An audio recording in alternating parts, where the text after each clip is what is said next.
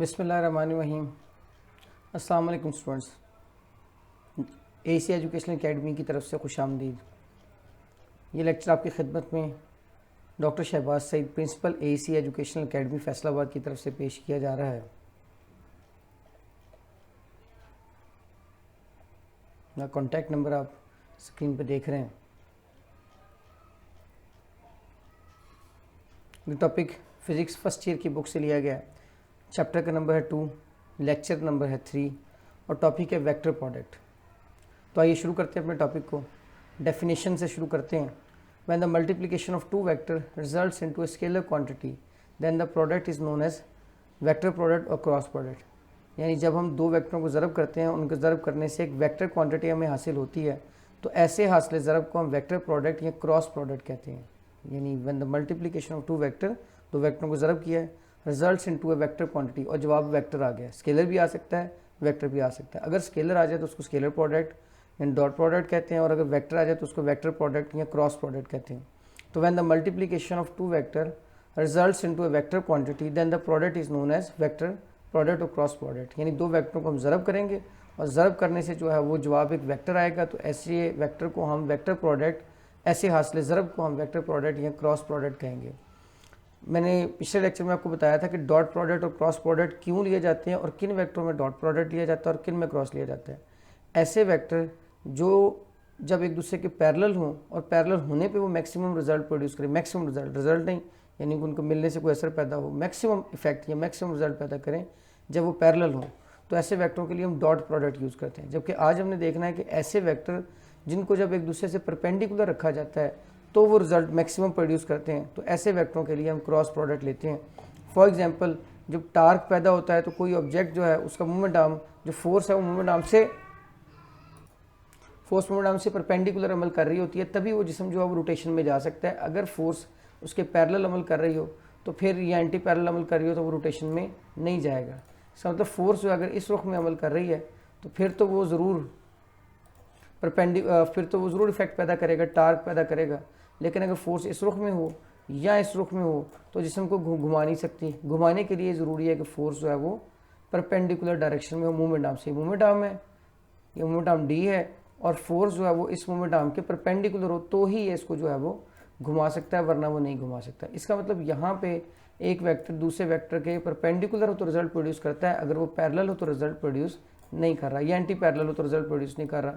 तो ऐसे वेक्टरों की जब मल्टीप्लिकेशन लेते हैं तो उसको क्रॉस प्रोडक्ट कहते हैं। ऐसी मैग्नेटिक फील्ड के परपेंडिकुलर जब चार्ज पार्टिकल मूव करता है तो वो एक दायरे में घूमना शुरू कर देता है, और यहाँ पे भी दोनों के राइट एंगल होने की वजह से जो है मैक्सिमम फोर्स उस पर लगती है चार्ज पे। तो ऐसे केसेस में हम जो है वो क्रॉस प्रोडक्ट लेंगे और डॉट प्रोडक्ट नहीं लेंगे।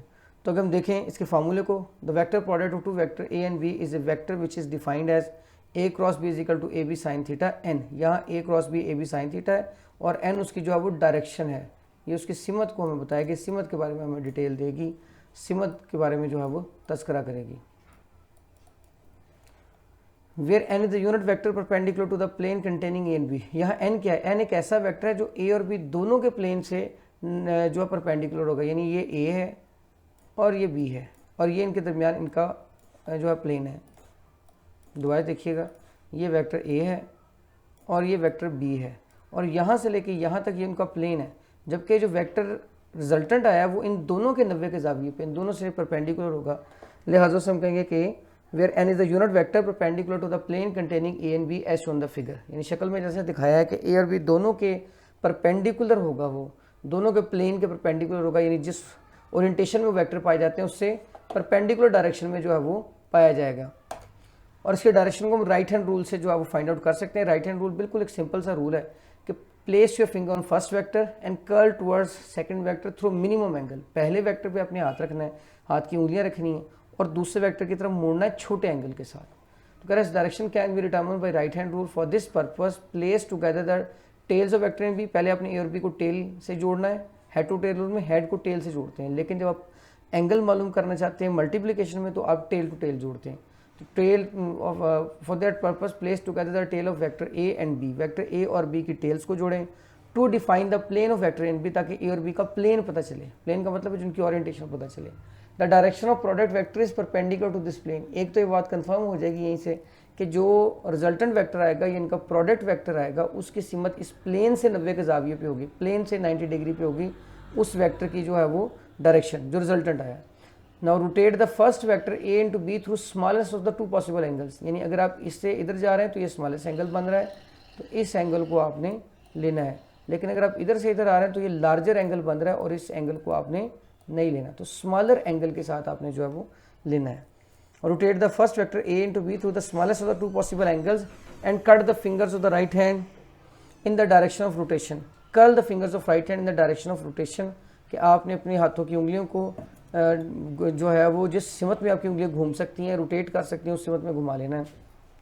कीपिंग द थंब अरेक्ट, और अंगूठे को सीधा रखना है, यानी पहले वेक्टर पे हाथ रखना है, दूसरे वेक्टर की तरफ अपनी उंगलियों को कर्ल कर लेना है, फोल्ड कर लेना है, मोड़ लेना है और अंगूठा सीधा रखना है। The direction of vector will be along the erect thumb, तो डायरेक्शन खड़े अंगूठे की सिमत में होगी, यानी जो अंगूठा में नजर आ रहा है सीधा उसकी सिमत होगी।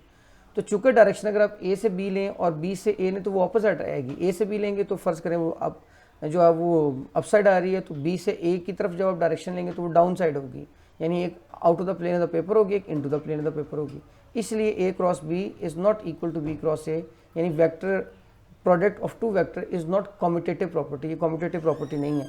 इसी चीज़ को हम इस तरीके से भी देख सकते हैं, हम उसको दो वेक्टरों के हिसाब से भी देख सकते हैं, ए और बी के लिहाज से, और दोनों को हम देखेंगे कि out of the plane of the paper या अपवर्ड थंब कब होगा और into the plane of the paper या डाउनवर्ड कब होगा, दोनों को देख सकते हैं। यानी अगर एक एक्स पे एक वाई पे है तो एक out of the plane of the paper direction बनेगी, एक into the plane of the paper बनेगी, या एक प्लेन जो है वो फर्ज करें ए बी प्लेन से परपेंडिकुलर अपवर्ड या डाउनवर्ड डायरेक्शन बन सकती है, तो वो हम देख लेंगे। इधर सी को देखें, अगर आप ए से बी की तरफ कर्ल किया है तो ये मिनिमम एंगल है और इसी पे उसने कर्ल किया है, और जो बड़ा एंगल था इस पे कर्ल नहीं किया।